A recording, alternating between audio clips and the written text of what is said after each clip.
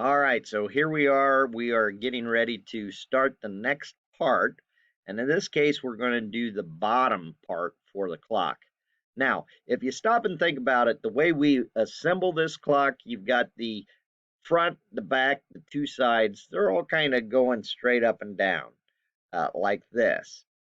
But the bottom and the top, we're laying over like this. So we can talk about that as a different plane. And when we draw this in Inventor, we're going to use a different plane. So we use the XY plane this way. Now we're going to use what's referred to as the XZ plane when we draw this. And you'll see what I'm talking about here in just a second. So go ahead and create a new part. So we're going to start this 2D sketch, but here instead of using the XY plane, we're going to come right here to the XZ plane and click on that. Now, I don't know why, but for some reason, notice here in your view cube, when you click on that, it kind of rotates it at 90 degrees.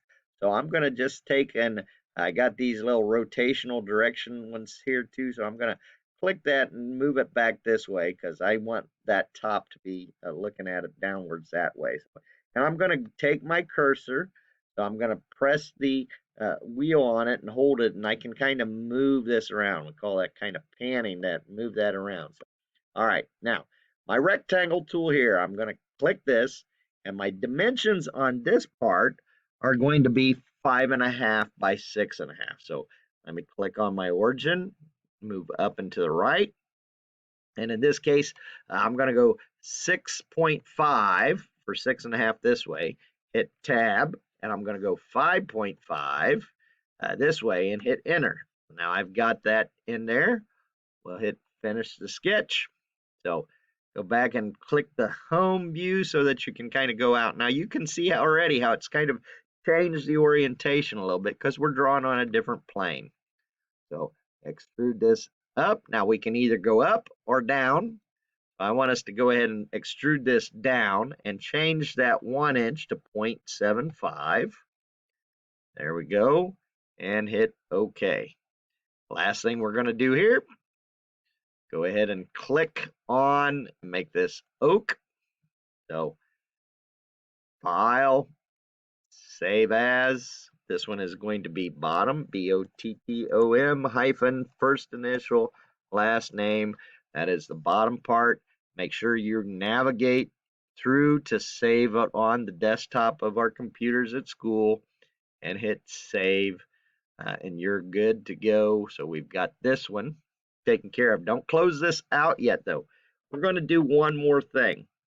Now, clocks, and the clock that's in the classroom, you'll see it's kind of got these 90-degree edges.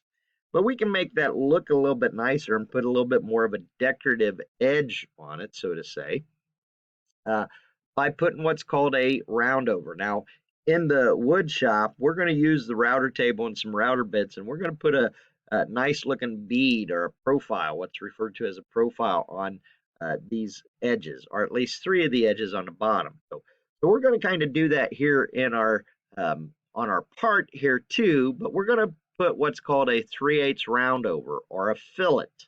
So, and if you look at this, to do this, in our 3D model tab under the modify panel, which is right here, we have a fillet tool right here. So I'm going to click on that fillet tool, get the pop-up window to come up. And right now it's a 1/8 radius. So I'm going to change that to 3/8 radius. So 3/8. Now you can do this 2 ways. If you know the decimal equivalent of 3/8, so stop and think about what the decimal equivalent of 3/8 is. Well, to figure that out, you have to take 3 divided by 8, and you would find that that's 0.375. 3/8. You also there at your desks have the decimal to fraction or fraction to decimal conversion charts on some of your mouse pads if you've got a mouse pad that's got your fraction to decimal conversions on it. So you can also use that if you want.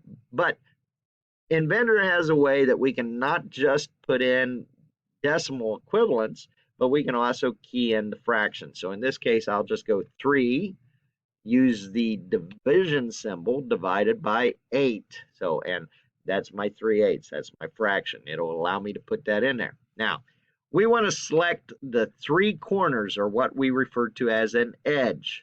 So I want the long edge and the 2 short edges. So I'm going to notice when I get close, that edge becomes green. So I'm going to put one right here.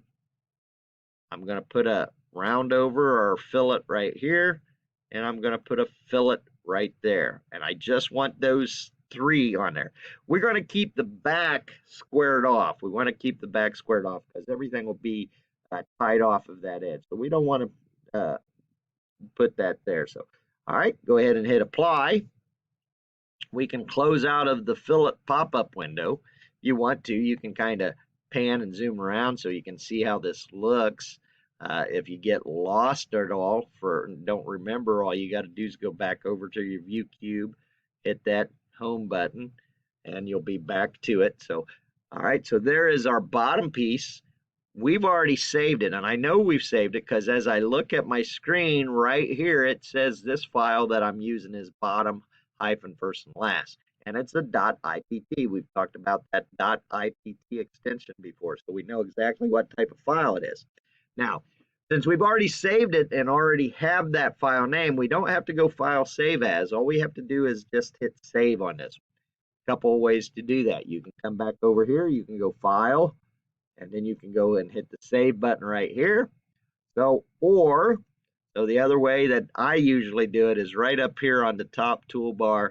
You got that old floppy disk symbol right there, and just left click on that to save it. And it'll save the changes that you made because we added the round over here. We added these fillets after we'd saved it. So we want to make sure that we hit save. Now, as we're drawing, this is one of my tips to you.